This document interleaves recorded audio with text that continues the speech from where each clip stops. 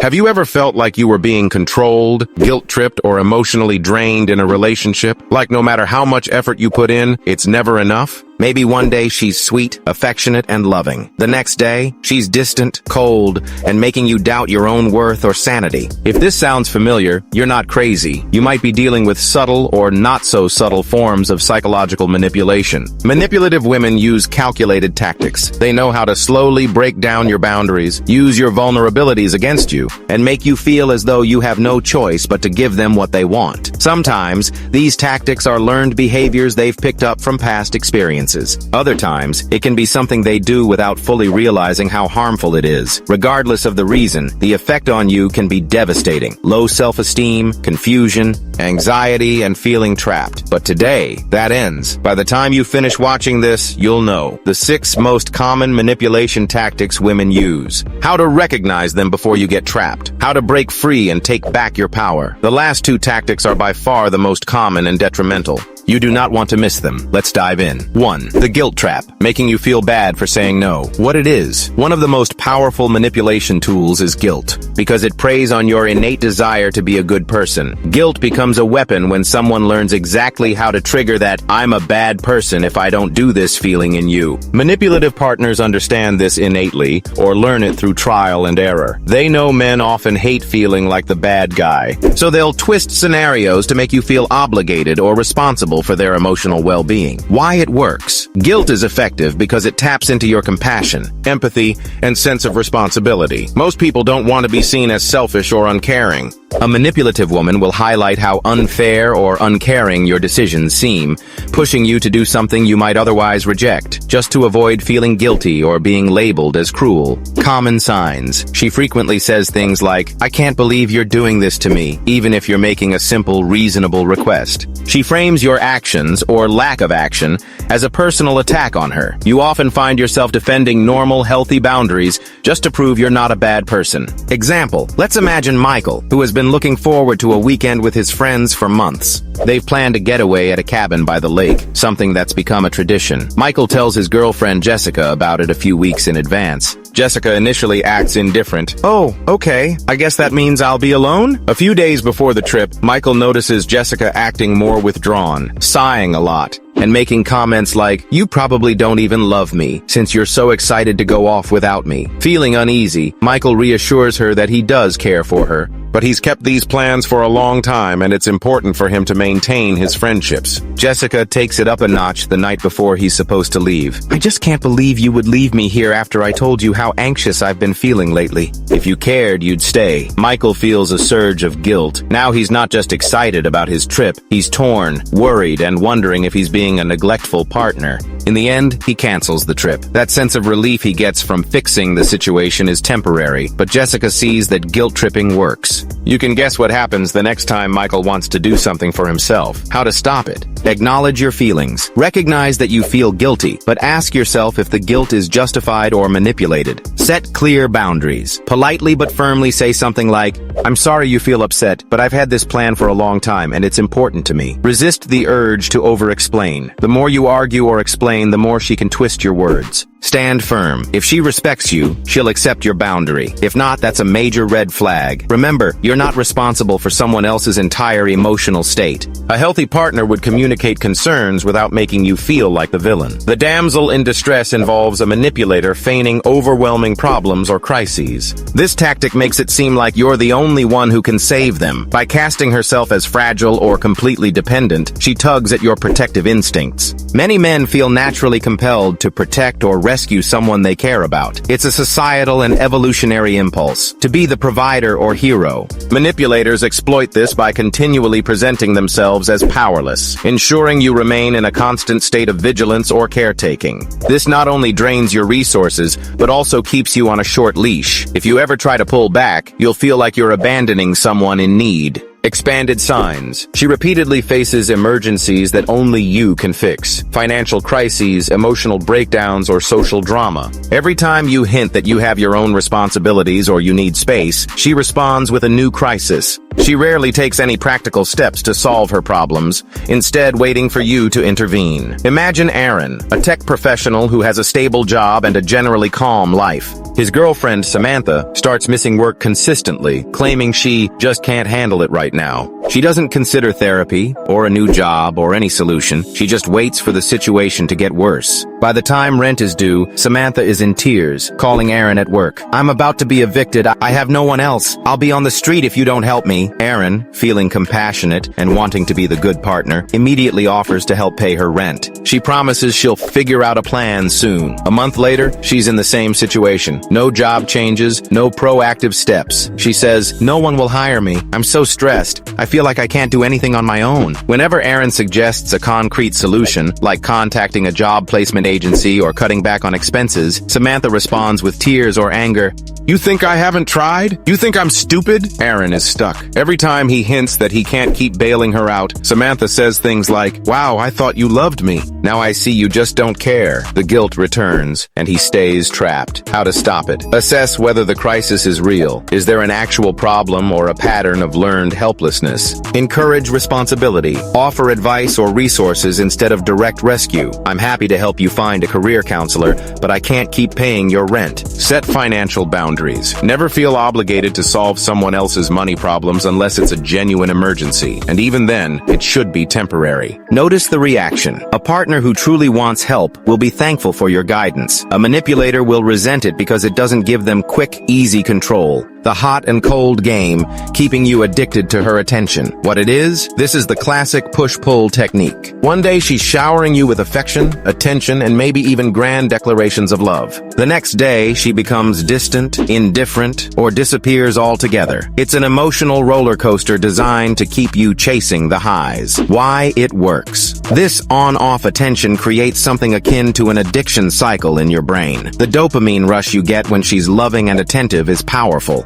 When she suddenly withdraws, you feel the painful drop and become anxious, doing anything to get that hit of her affection again. It's psychological conditioning. She teaches you that if you don't meet her unspoken needs or chase her, you'll lose that euphoric feeling of being desired. Extended signs. You check your phone obsessively, waiting for her texts. You find yourself analyzing every little detail of her mood, trying to figure out how to get back on her good side. She alternates between praising and demeaning you, or between closeness and cold distance. Example, Daniel and Brianna meet online. During their first few dates, Brianna is enthusiastic, texting Daniel first thing in the morning and late at night, telling him how special and incredible he is. She suggests future trips, introduces him to her best friends, and seems to be head over heels. Then, without warning, Brianna becomes distant. She takes hours or days to respond to Daniel's messages. When she does reply, it's curt and somewhat dismissive. "I've been busy. Why are you so clingy?" The sharp contrast leaves Daniel feeling confused and insecure. He wonders what he did wrong, replaying every conversation in his head. When Daniel decides to mirror her distance to protect himself, Brianna suddenly resurfaces with a flurry of loving messages again. "I miss you. You're the best thing that's happened to me. Don't be mad at me, okay?" This emotional whiplash keeps Daniel on edge, addicted to getting that warmth back. How to stop it? Recognize the pattern. Acknowledge that these emotional highs and lows are manufactured to keep you hooked. Match energy. If she pulls away, resist the urge to chase. Focus on your own life, your friends, and your hobbies. Communicate your feelings. You can say, "I'm noticing a change in how often we talk and how you treat me. Is something going on?" If her response is evasive or dismissive, that's a clue. Set emotional boundaries. You deserve consistency in how you're treated. If she refuses to be consistent, consider whether you want to continue. The fake breakup threat, using fear to control you. What it is? This tactic involves threatening to end the relationship whenever there's conflict or whenever she's not getting her way. It's a power move. Instead of resolving issues through healthy communication, she uses the fear of loss to make you comply. Why it works. People who are emotionally invested in a relationship fear abandonment or rejection. The mere mention of a breakup can trigger panic, making you more willing to concede. Over time, she learns that anytime you disagree with her or stand up for yourself, she can wave the "I'll leave" card and you'll fold. Extended signs. She brings up leaving or breaking up during even minor arguments. She uses phrases like, "If you can't do this for me, maybe we should reconsider this relationship," instead of calmly discussing the actual issue. After you give in, she rarely follows through on any promises or improvements, because the real goal is control, not solving the problem. Example, let's consider Marcus and Kelly. They've been dating for a year, and Marcus feels feels they're at a serious stage in their relationship. Whenever Marcus wants to discuss something important, like planning their future or dividing responsibilities, Kelly tends to get defensive and lash out. One day they argue about where to spend the holidays. Marcus wants them both to travel to see his parents for Christmas. Kelly wants him to stay in town with her family. Instead of finding a compromise or scheduling visits on different days, Kelly immediately escalates. "If you really cared about me, you'd stay. If you can't do that, maybe we're not meant to be together." Marcus panics, not wanting to lose Kelly. He starts apologizing, offering to skip his parents' dinner or change his plans. Kelly sees that the threat works. Now, anytime there's a disagreement, no matter how small, Kelly hints at leaving. Marcus finds himself living in constant fear of messing up. How to stop it? Call the bluff. If she threatens to leave, respond calmly. "I'm not going to be manipulated by threats. If you feel you need to go, I won't stop you." Observe her reaction. If she backtracks quickly, it was a bluff. If she actually leaves, you've dodged a bigger bullet. Refuse to engage in fear. Tactics. Healthy relationships are built on communication, compromise, and respect, not ultimatums. It may feel scary to stand your ground, but the alternative is living under constant emotional blackmail. 5. The victim mindset. Making you the villain in every argument. What it is. Some manipulators have mastered the art of playing the perpetual victim. In every conflict or disagreement, they position themselves as the wronged party, even when the evidence is stacked against them. By doing this, they shift focus from the actual issue to how hurt or attacked they feel, making you the villain who's always to blame. Why it works. Deflection. By constantly putting the blame on you, she avoids taking responsibility for her actions. Sympathy points. When someone positions themselves as a victim, people around them may rush to console or side with them, especially if they're persuasive.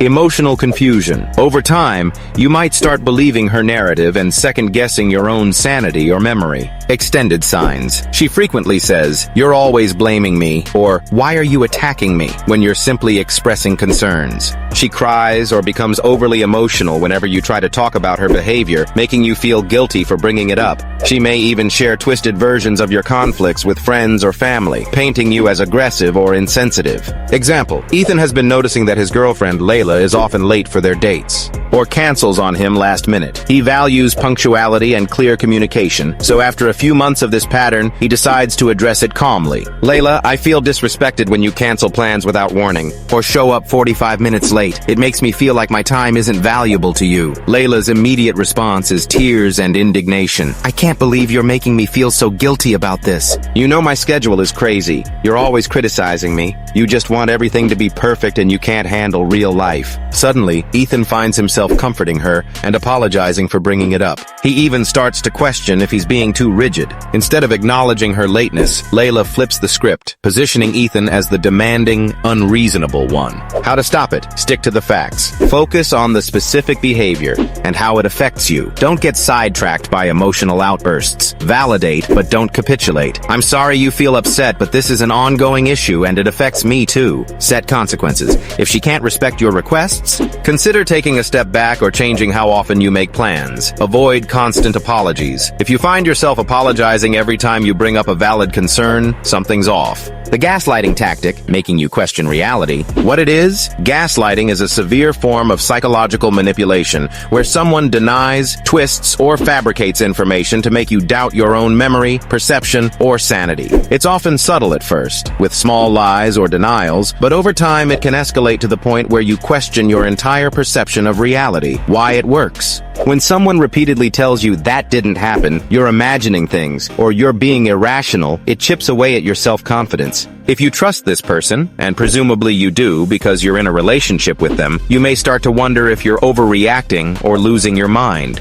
Gaslighting creates dependency. If you can't trust your own senses, you start to rely on the manipulator to define reality for you. Extended signs. She denies saying or doing something you both witnessed with complete conviction. You feel confused after conversations, wondering if you misunderstood or misremembered. You start keeping records, texts, screenshots, because you anticipate she'll claim something never happened. When confronted with evidence, she may still deny it or shift the blame. Example, Tony and Alyssa have been dating for a while. Tony notices Alyssa is often chatting with a particular coworker well beyond regular work hours. One evening, he sees a text on her phone that reads, "Missing your smile tonight," followed by winking emojis. When Tony asks Alyssa about it, she instantly reacts, "You're overreacting. We're just friends. Stop being paranoid." A week later, Tony overhears a late-night conversation where Alyssa is giggling and whispering. When he questions her again, Alyssa denies she was even on the phone. "You must have been dreaming. I wasn't talking to anyone." Tony feels a knot of confusion in his stomach. He clearly heard her. He saw the text. But Alyssa is so adamant, so certain that Tony begins to question his own hearing and memory. Over time, Alyssa amplifies this tactic. "You're losing it, Tony. You always think I'm up to something when I'm just trying to relax. Maybe you need professional help." Tony starts to doubt everything he perceives, and Alyssa maintains control of the relationship narrative. How to stop it? Document the truth. Keep a journal, save texts, or record details to confirm your experiences. Stay grounded in reality. When someone denies factual events, remind yourself, "I know what I saw, felt, or heard." Seek outside support. Talk to a trusted friend, therapist, or mentor for an objective perspective. Confront calmly, then walk away. "I know what happened, and I won't be told otherwise." If you can't acknowledge reality, we can't have a healthy conversation. Gaslighting is extremely toxic. The longer it continues, the harder it becomes to trust yourself. Take your power back. At the end of the day, manipulative partners only continue these behaviors because we let them. That doesn't mean it's your fault if you've fallen victim. It means that once you recognize the manipulation, you have the power to stop participating in it. If you stop tolerating guilt trips, emotional blackmail, hot and cold behavior, fake breakup threats, playing the perpetual victim, gaslighting, guess what happens? They lose their grip. They might escalate at first, because manipulators hate losing control, but eventually, if you stand firm, they have no choice but to change or move on. Once you free yourself from these toxic patterns, you'll find that you naturally start attracting partners who respect you. Remember, respect is built on healthy communication, mutual understanding, and boundaries. A supportive partner will listen to your concerns, take responsibility when needed, and won't try to twist reality or leverage your fears to get their way. Parting thoughts. Don't blame yourself. Manipulators are often charming and can fool even the smartest, kindest people. Trust your instincts. If something feels off, it probably is. Maintain a support system. Good friends, family, or a counselor can offer perspective and remind you of who you are. Consider professional help. Therapy or counseling can be a tremendous resource to rebuild your self-esteem and learn boundary-setting techniques. And remember, you deserve a relationship where you feel seen, heard, and valued, without the constant emotional roller coaster. So the next time you sense manipulation creeping into your relationship, stand firm. Set boundaries. Walk away if needed, because the second you stop tolerating manipulation, you start winning. Have you ever experienced any of these tricks? Let me know in the comments. Sometimes just sharing your story can be the first step toward healing and reclaiming your power. Like and follow for more relationship truths. Remember, you're not alone, and you have the right to a healthy, respectful partnership. Never settle for less.